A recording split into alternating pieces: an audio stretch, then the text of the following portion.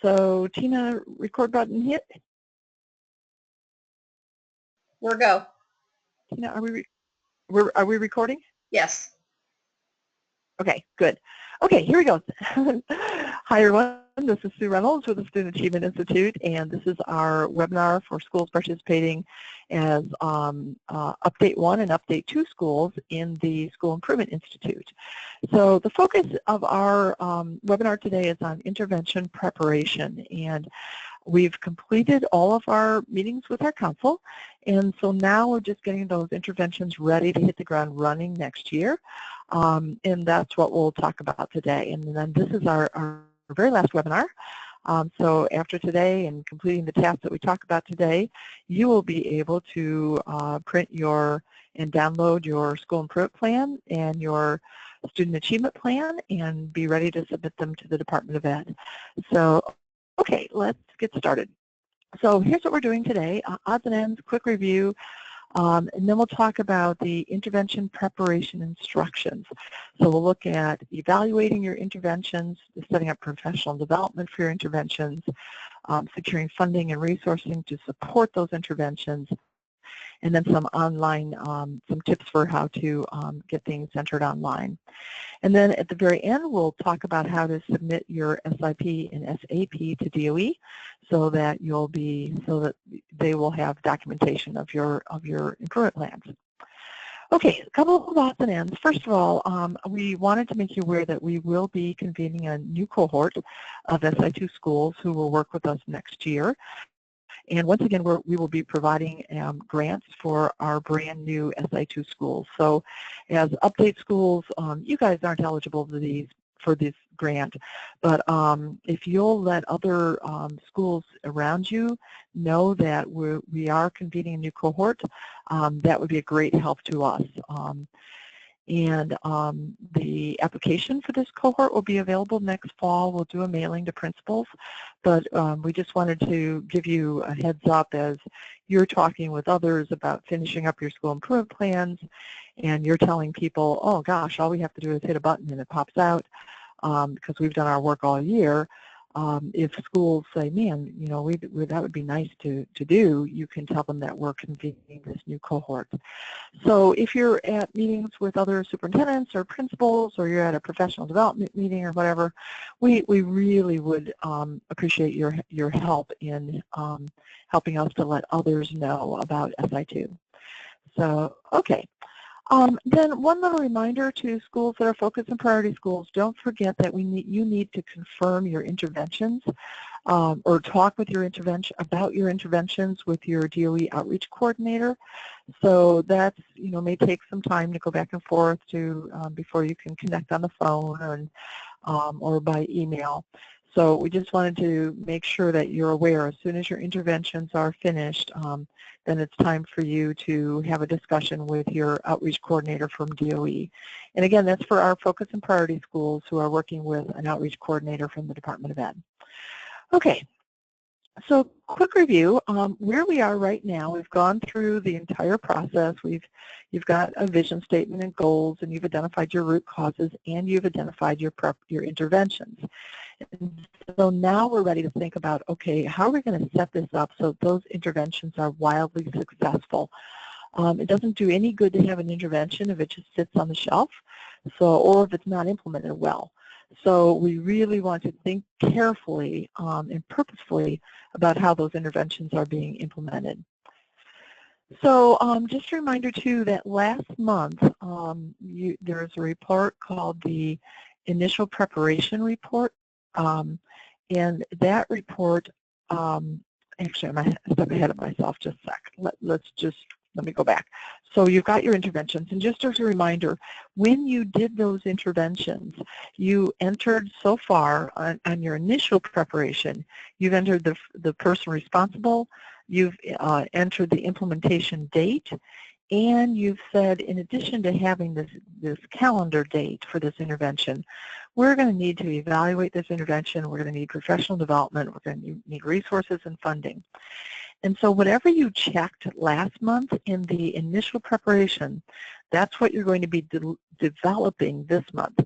So if you didn't check anything, then there would be nothing to develop. But of course, for some of your more comprehensive interventions, if you don't develop them, the likelihood of them getting implemented well is not great.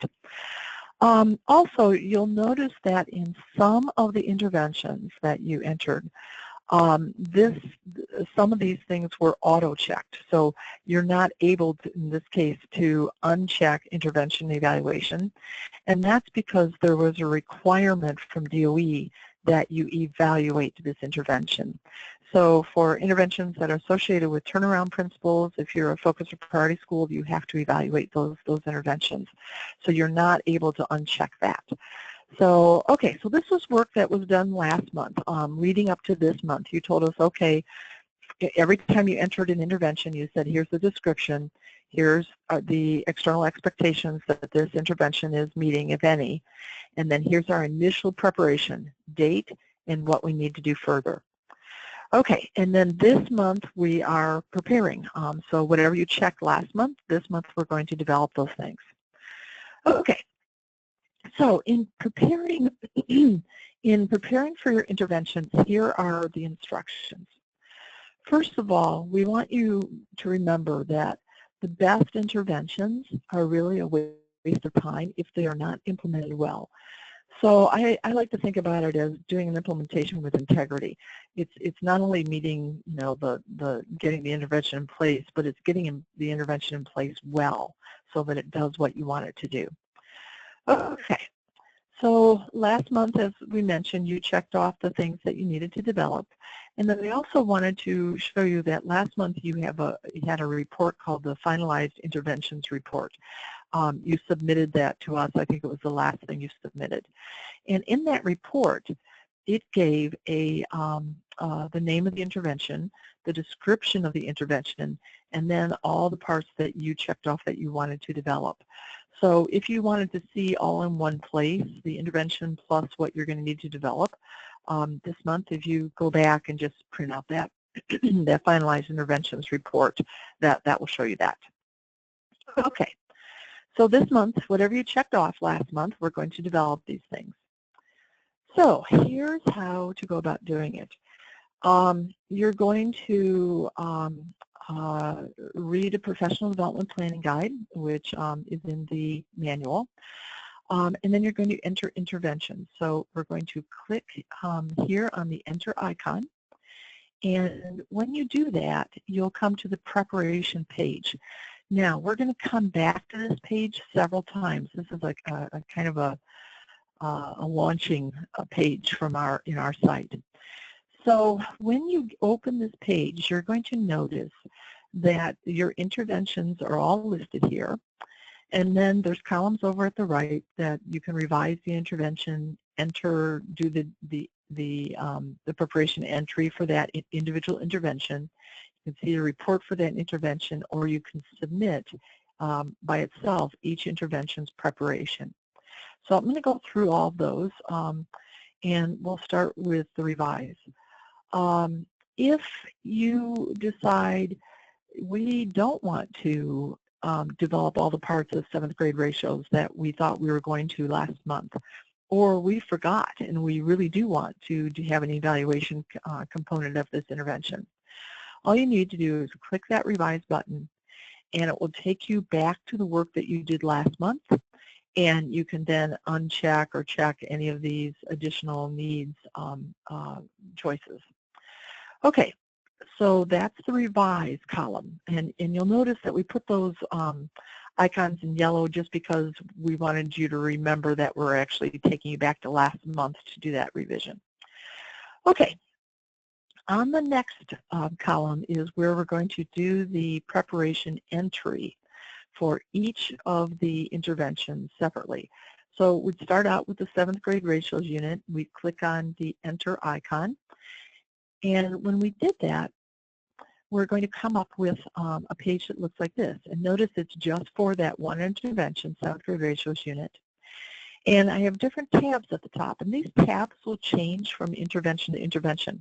If you said that you didn't need to develop funding for this intervention, the funding tab would not be there. So whatever you checked off last month, there will be tabs up here, and you just go through and develop them, and I'll kind of walk through that with you. Now, if you look at these tabs and you think, I don't need funding for this intervention, and why did I check that? You can just click here again. Notice the yellow. That will take you back to last month, and you can take funding off and then come back, and it'll be gone from up here. Okay, so working across the tabs at the top, oh, one other thing before I cover the tabs. You'll notice that the evaluation date is in here, and we're suggesting that you have a March 1st evaluation date so that you can actually evaluate the intervention before you start deciding if it should be continued into the, what would that be, the 1819 improvement plan. So for most of yours, we're suggesting that your evaluation date be March 1st, 2018, and that will that was entered before, so you'll have those dates in there. And then also notice here that on this section there's an entry for this tab is complete, and when you check that, what that's going to do is back on this page, it'll put a little check here that tells you that you're finished with this intervention. Okay. Okay, so I'm going to then, let's go on. And when we're talking about evaluation then, let's just kind of walk through this. When we're doing an evaluation, one of the things for each of your interventions, one of the things we want to consider is who are we trying to change with this intervention? And remember, in SI2, we believe that adults have to change before we can expect kids to change and achievement to go up. So all of your interventions are aimed at changing adult practices, mindsets, or behaviors. So which group of adults are we trying to change? In this case, 7th grade math teachers. What's the practice that this intervention is trying to change? We want them to include ratios in their 7th grade math curriculum. What are you going to count? And here you have a choice. You can count the number of something or the percentage of something. So in this case, it's we're going to say the percentage of math grade teachers who include ratios in their curriculum. When was the baseline data from, and what is the baseline data? So basically what we're saying here is that in April 13th, from the previous year, this actually would be 2016, there were 0 teachers that included this ratios unit. And we want our evaluation date to be a year later, and our target is that all of the 7th grade teachers do this, so 100% of the teachers. Who's going to collect the follow-up data, and you put that person's name up in there, and then just click entry for this tab is complete. And I think I misspoke just a minute ago. When you click this entry for this tab is complete, that's going to put a check up here in the tab to let you know that this tab is finished. Okay, so that's the evaluation. Here's the rubric item for evaluation. The evaluation includes the targeted adult group. It identifies what's going to be accounted. You've got baseline data and a baseline date in a follow-up evaluation date. And the target data, your goal data, is present. Okay, so that's the evaluation. Now let's look at professional development. So in professional development, you've got a couple of notes. One is that we have a professional development activity planning guide that I kind of think is pretty good, that I would definitely read before you start looking at your professional development. And then also we've given you a link to the Department of Ed's core professional development practices. But if you open that, you'll see that everything is embedded in our process, so you've got that covered. Okay, so what you would do is you're going to click Add a Professional Development Activity, and you would just put in the name of the activity, who's responsible for the activity, then the professional development activity, who are you targeting, who's facilitating that professional development, which might be somebody outside your building. What is the stage of the intervention implementation? So, and I'll talk about this in a minute, these different stages. So the audience is in an introduction stage, or the audience is preparing to implement. They've already tried implementing it and are in early use, or they're in routine use. We'll talk about that in a second.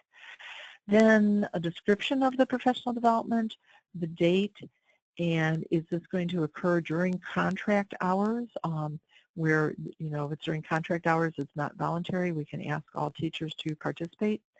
And then what's the anticipated result? What do you want to have happen because the teachers have, or parents or whoever have attended this professional development activity? And then hit save.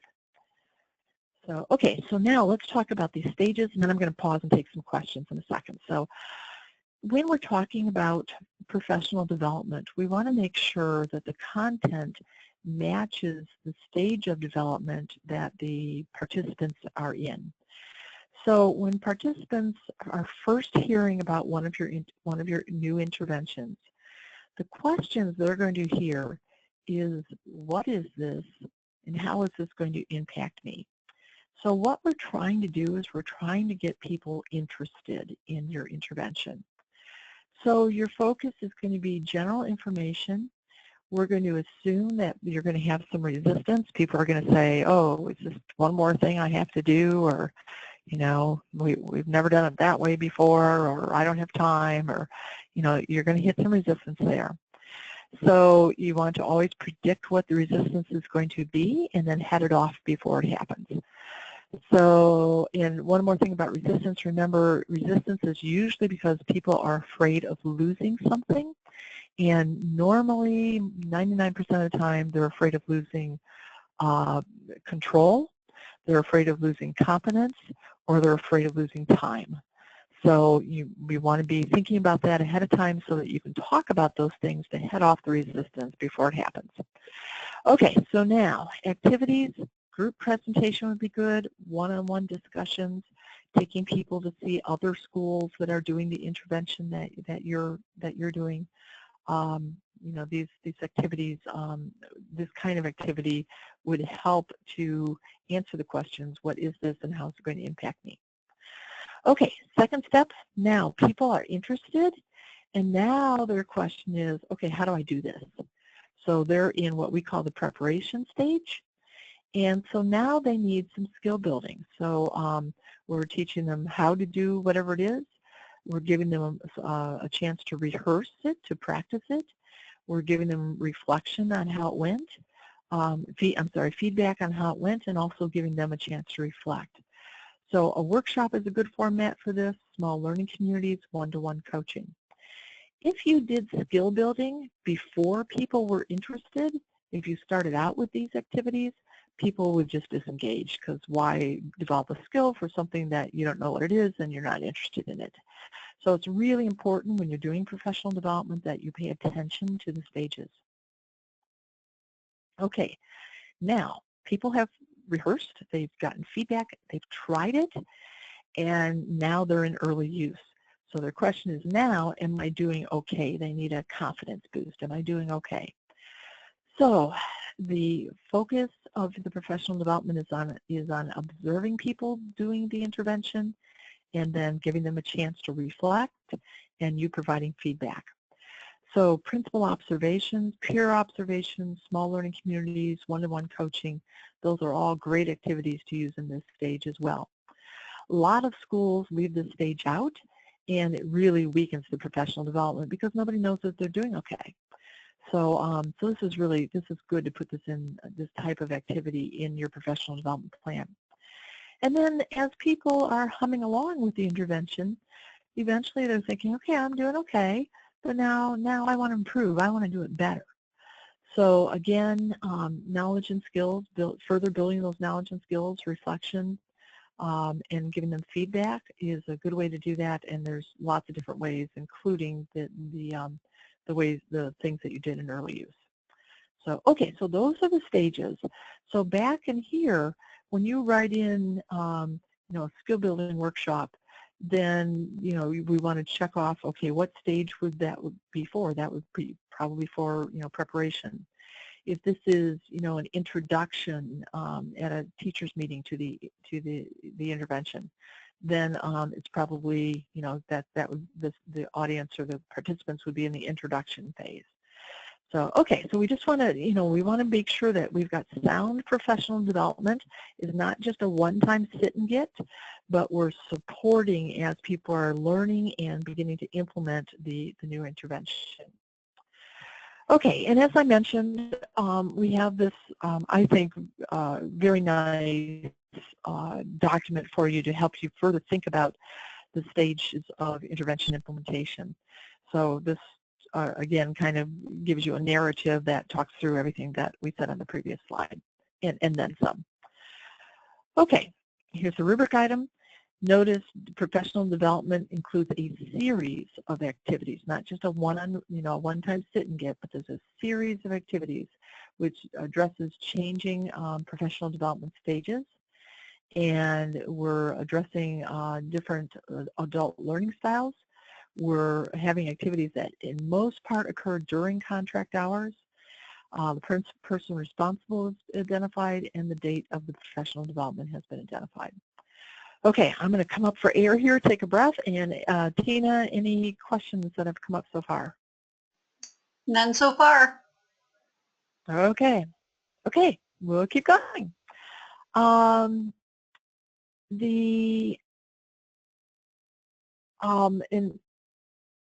the other things with professional development on the rubric is we want to make sure that professional development has been included for all of your comprehensive strategies. And collectively, we want to make sure that professional development is creating a culture of collegiality and collaboration between teachers. So we'll be kind of looking for those things as well. And it's really easy for us to see when that's not happening, because we tend to see one-time sit and get presentations in the professional development summary. So, okay. And then the other thing is that for Title I focus and targeted schools, we need to make sure that if you have professional development that's for interventions that are related to English language learners, that those professional development items are based on the menu of approved professional development for focused targeted schools, limited English proficient students. That's provided by DOE. So, so that's something you need to pay attention to for any interventions that are focused on limited English proficient students. And then also, there's also something with DOE if you have interventions related to special ed students, there is a requirement that you have to have professional development. So if any intervention that you've identified as being for special ed kids, it'll automatically be checked that there's professional development there. Okay, okay, so now let's go on to funding. This is a little easier. So for funding, basically you're going to say how much money is needed to support the intervention, and then you're going to come up with a funding plan. So to add a task in your funding plan, you just click Add a Task, and you'll name the task. Might be meet with the community foundation, who's going to do that, and then the deadline, or create a marketing brochure, who's going to do that, and then the deadline. So, and then you just save that, and then as you save them, it'll put all of your steps down here in the tasks. Okay, funding securement. The intervention is rubric items. The intervention is adequately funded. The person responsible has been identified, and the date has been identified. Okay, so on your intervention resources, if you are needing resources and you've clicked that as something that needs to be developed, you'd start out by saying what material or human resources are needed to support the implementation of this intervention. And so, like, here's maybe a book or a document, How to Teach Ratios, the teacher version, and then the tasks. And you can see I just created a task, to download that document, and Helen was responsible for it and the date. So when you click on Add a Task, you get a similar pop-up window. You just, download the manual, who's responsible, and then the deadline. So those two, funding and resources, is pretty simple. Rubric items for resources. adequate resources have been identified, a sound plan exists for obtaining the resources, and the person responsible is identified and the dates identified. Okay, so we put a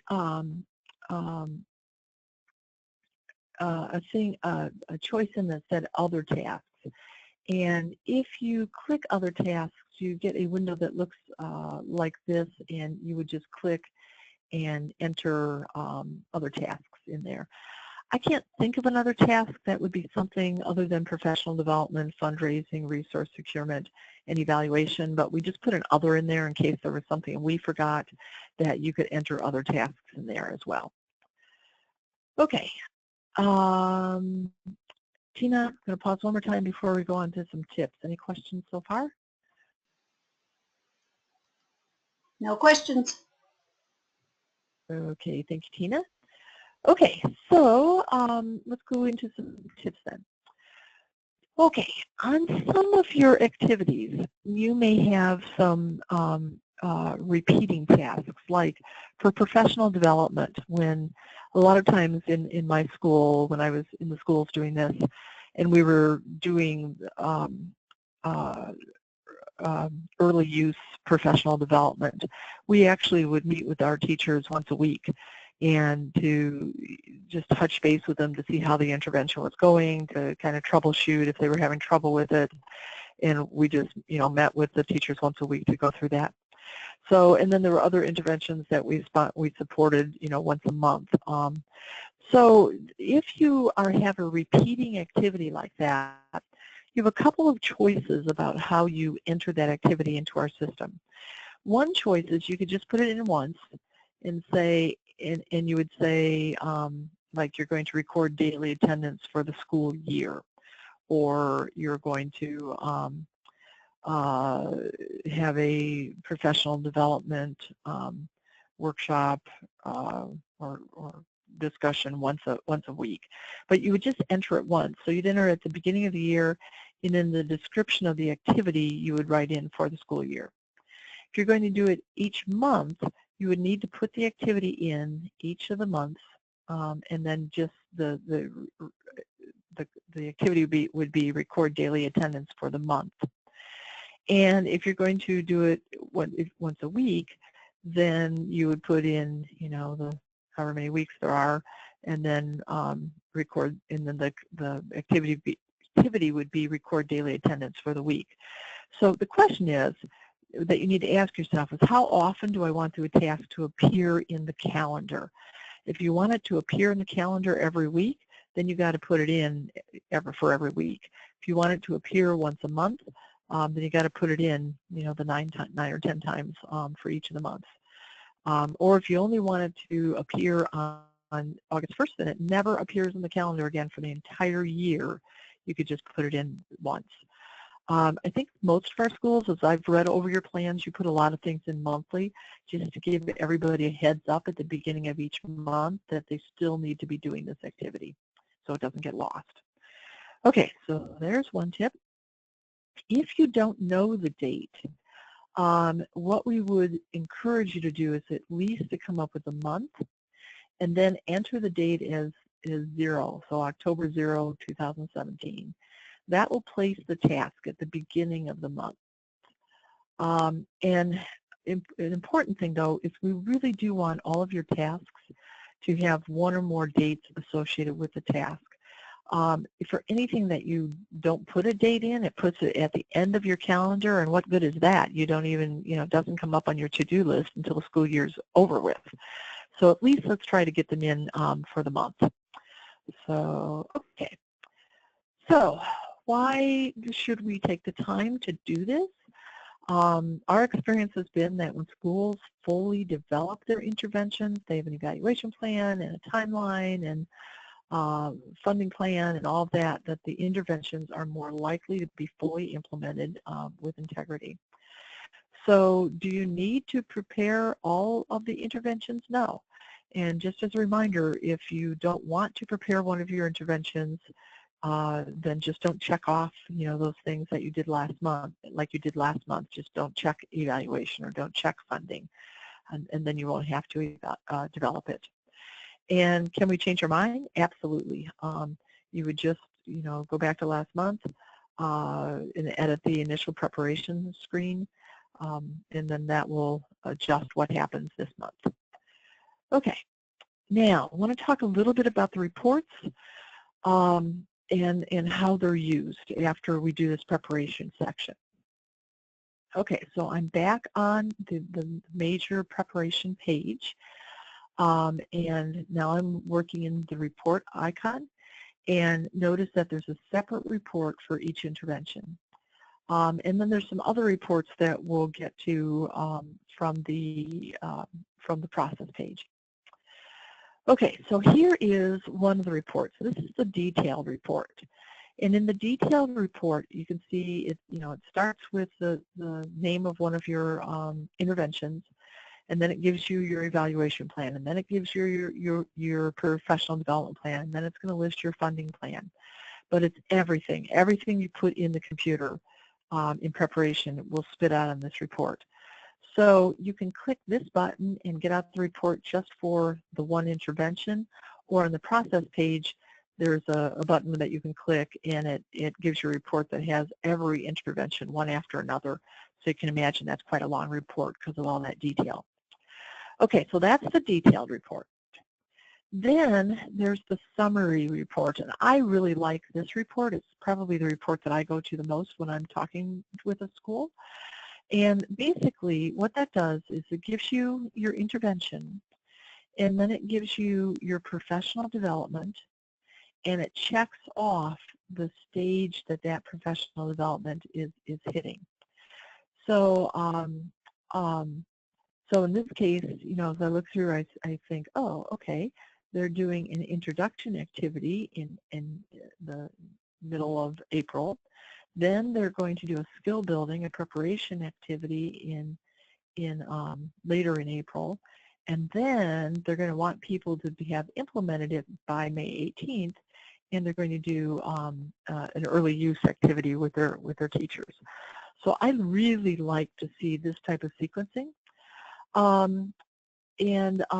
just think that's, that just really increases the odds that intervention is going to be implemented well. Okay, so it may be that that you're going to go through an entire year with introduction and preparation and not actually get to early use until the following school year maybe. So sometimes it makes sense that we don't see things checked off. And for a new intervention, it would we probably would never see a routine use yet in a brand new intervention. Maybe we would, but most likely not. And for an old intervention, one that you've been doing for quite a while, your professional development may just be about routine, and we're not seeing anything, up front. So yeah, so that's the professional development summary report, and it gives you and us kind of a heads up on if you're using a smart sequence of professional development activities. Okay, and then the preparation calendar is actually what's going to guide your work next year, and it just kind of tells you what to do in when you open yours, we'll start out with August, but it'll tell you, August 1st, here's what you do. On August 3rd, here's what you do. And it just kind of gives you a to-do list for the entire school year. So, okay, so you've got that report as well. It's the preparation calendar. In terms of the rubric, we're wanting to see that almost all tasks have been associated with a date. And then finally, the submit button. And what we want you to notice here is normally we submit from the process page. But because there are so many interventions and we want to look at each one of them individually, we're having you submit your interventions from the preparation page. So, and I'll show you on the process page how that works in a second. But you'll be submitting interventions for us to review from the preparation page. Okay. So let's go to the online system, and Tina, interrupt me if we have questions, please. Okay, so from the online system, to get started, right now, most of you, when you go in and scroll down to preparation, you're going to see that everything's in orange font. And what that means is that you're not ready to start this month's activities because you haven't finished last month's activities. So before you have all of your interventions approved by us, you can't go on to this step. So if you go down to preparation and you've got orange font, remember that all of the interventions that you submitted last month have to meet criteria before you can go on. And your finalized interventions report that you submitted last month, that also needs to meet criteria. And when everything does, then this will become active and that font will turn to blue or to black. Okay, so when it turns to black, there will be two parts that you still can't submit yet. One is the professional development summary, because we haven't developed it yet. It's going to come in these first 5 steps. And the other thing is the school improvement plan, because we're not finished yet. Okay, so let's just walk through this. This is on the process page. And what we want you to notice here is, here's the video we're recording right now. Here's the professional development planning guide, that document. Here's a place where you can print your preparation details for the current year. So you're going to be editing your current implementation plan. So if you want to have a copy of it before you start editing it, print that out. It's just for your records, so if you ever want to go back and see, what was our to-do list last November before we start editing it for next November, you've got a copy of it, okay? Okay. So then we're going to update your preparation details, and notice here that it says 6 not submitted. That means that there are 6 interventions on the preparation page that have not been submitted yet. So let me go back. So that means, where did that go?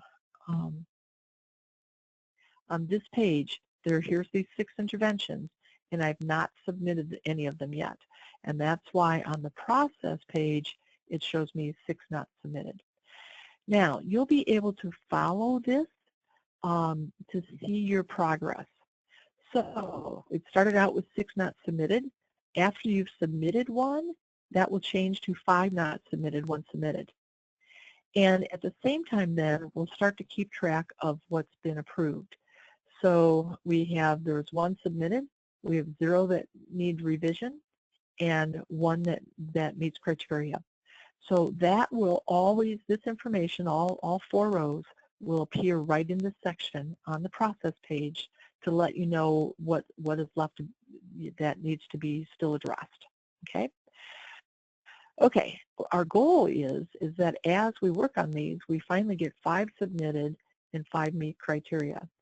So, I'm sorry, 6 submitted and 6 meet criteria. So we've got 6 meet criteria up there. Okay, so that's the goal. Then in terms of seeing the feedback, if you click on this enter button, that will take you to the preparation page again, and the feedback for each intervention individually will be on the preparation page. So again, you're used to seeing that feedback on the process page, but because there's so many interventions, we've moved that over to the preparation page in this case. One other thing, if you can imagine, each school that we serve is submitting each of their interventions individually, and we are looking at each one individually. So in the next several weeks, Tina's queue is going to be like overflowing, and we work really hard to keep up with our 48-hour feedback timeline, but at this time of year, that sometimes gets hard to do. So Tina will begin working some nights and weekends to keep up. But please, we ask for your patience in this section as we're trying to review each of these interventions individually. So, okay. Then when you click on the rubric page, we're also going to give you the status there so you can see it there as well. Okay, and the last step then is this. I'm going to pause there and let me just check, Tina. I just want to give you a chance to convey any questions to me if there are any. No questions. Okay, I'm just going to speed along then. Okay, so the last thing we need you to do is to confirm that you are finished working on the SIP. So here's, when we get down to this step, everything above it, when everything above it says meets criteria, as far as we're concerned, you're finished. But you may be still planning to edit something and we don't know it yet. So, so what we need you to do is to tell us, I'm not going to make any more edits. I see that everything above here on the entire process page from the last beginning of months ago to now, everything meets criteria. You're happy with everything. We're happy with everything because it says everything says meets criteria. There's no revisions, nothing left to be submitted. But we just need you to tell us we're not going to make any more edits. And when you do that, you click this button, and what that does is it freezes in time a copy of your school improvement plan that has met all of the requirements of PL 221. That allows us to say to the Department of Ed, okay, on May 3rd or May 4th or whenever you click that button, on that date we know, we can confirm and tell you that this school improvement plan met all of the requirements of PL 221. So and after that you can make edits. If you go on over the summer, you think, man, we need to do something differently, you can go ahead and edit your school improvement plan at any time.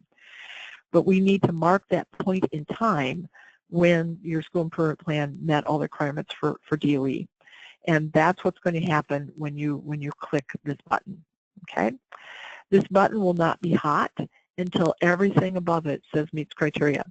So you can't click it too early. But when everything says meets criteria, then you're going to click it and we're good to go.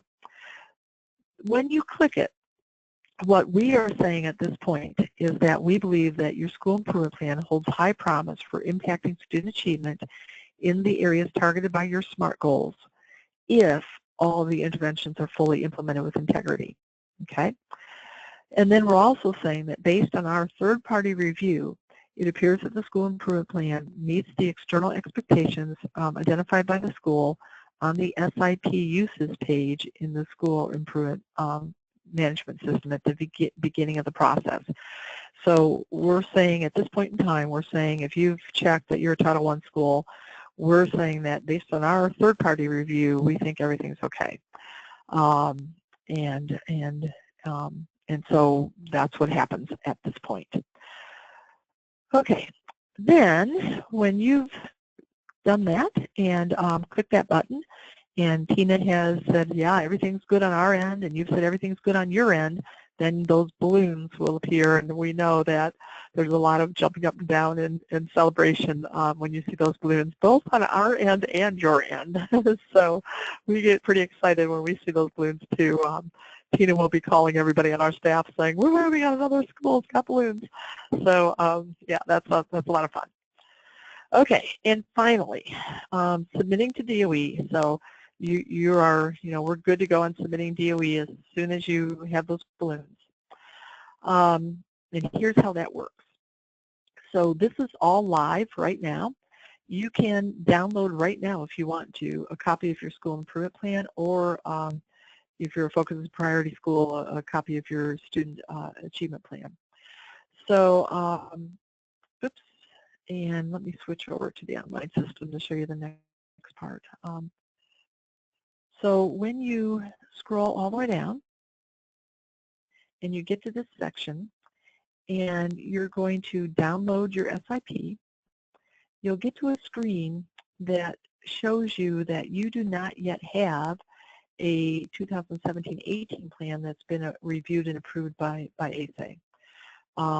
As soon as you have those balloons, meaning that Tina has approved that, this will have a date in it, and that locks in the date that we approved it. So you can see this is demo school, so it's not all up to date, but you can see in 2014 on May 27th, we approved this plan as it was written on May 27th.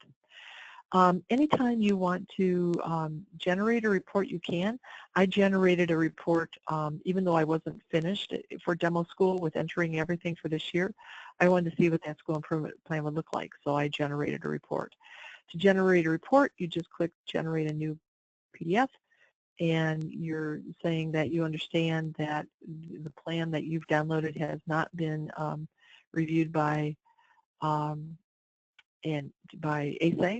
and we understand that the existing non-reviewed 2017-18 plan will be overwritten since I already have one that's not reviewed. Then you just generate your PDF. This will take a minute, but it will come up, and I can now download it, and there it is. So there's a lot of this plan because I'm not finished developing my SIP that's not going to be filled in yet, so there'll be blanks in here. But yeah, but you can see, that's kind of the format. So if you kind of wanted to look at what it would, look like right now, you can do that. And then finally, you see all of your school's improvement plan PDFs. Here's the one that I just generated just 2 seconds ago. And then later, after ASA's approved it, I can get the copy that was approved that meets all the PL 221 requirements right here. So, okay. Yeah, so that's that. Back to the process page. And that kind of finishes us out for the year. Tina, any questions? I'll give everybody just a second to type in some questions. Tina, anything that you want to add that maybe needs to be re-explained or better explained, or I forgot? I think you covered everything. I just want to cheer everybody on. I know it's busy, and I know it's going to get busier, but please make this a priority of getting those things in, and please watch the VTA process page, putting things in order and sending them. That's really important that I see discussions before I see the results of the discussions, and I don't want to be the bad guy holding people up. That is part of the vision to action process, so I want to be sure and see those in their correct order. So just as soon as you could get those into me, I'll zip right around and get them read. So like I said, send me an avalanche. I would love that. So sounds good. And any questions anytime, and if I'm not answering the phone, just leave a message and a time I can reach you, and or leave me a cell number. That's usually the best bet, and then that way I can catch you easier. So that or an email, either one. Happy to answer. And there are no other questions here right now, Sue. Okay. Yeah, so last year I was really pleased with how things went at the end of the year. We had a few schools that were majorly behind and needed some extra support, and those schools called Tina, and they set up a long meeting so that they could work for an hour or so together and just kind of get everything in place. And Tina, I think, scheduled some evening hours when she knew she was going to be reviewing things already anyway, and sent out a notice to let everybody know I'm going to be working this evening. So if you're working that night, I'm happy to support you. So just let us know what you need. We know, especially for those of you who are a little behind, we know that this is kind of panic time, and we want to try to be there for you. And then hopefully next year you can not leave things to the last minute, and but if you have, we'll try to help the best we can to get you uncovered and to get everything completed. Another thing I just wanted to give you a heads up on is normally we send out reminder emails about once a month. At this time of year, especially for those of you who maybe are a little behind, you're going to start getting those reminder emails like once a week. And we hate to be nags, but we also know that part of the reason that you work with ASA is because we nag, because because we're keeping things on the front burner and making sure that you're completing the things that you need to do. So, please be patient with us when we're trying to help you by sending out, these reminder emails. Yeah, so, and one other thing, if we also know that for a few of our schools, you have done all the steps, but you just haven't documented anything. And that's really kind of frustrating for us, because to us it looks like you haven't done anything. And I'm calling Tina and saying, what's up with this school? They haven't even had meeting one yet. Are they, what's up? Are they engaged? And so please make sure that if you can, do submit those things so that we're aware that you're working and, and how things are going, and we don't have to call you a million times to, nag you to do something that you've already done. So yeah, so let's just, we all need to work together now, and it's the end of the process, and getting these final steps done, and then seeing those balloons, which will be wonderful for all of us. So yeah, so that sounds great. Anything else, Tina, before we close? I think that's everything on my end. Okay. So thank you, everyone, and thanks for a great year. We've really appreciated your participation in these webinars. And more importantly, on behalf of your students and your parents and your community, we know the not extra, but the high quality work that you're putting into school improvement. We also know that there are some schools that just go through the motions of school improvement, and we know that you are not. And we know the time that it takes, probably better than anyone. And I just can't tell you how proud I am of the educators that we work with in SI2, because you guys, you care about your kids, and you make that caring show by doing the things that you need to do to raise their achievement. So thank you so much on behalf of them, and also on behalf of our staff.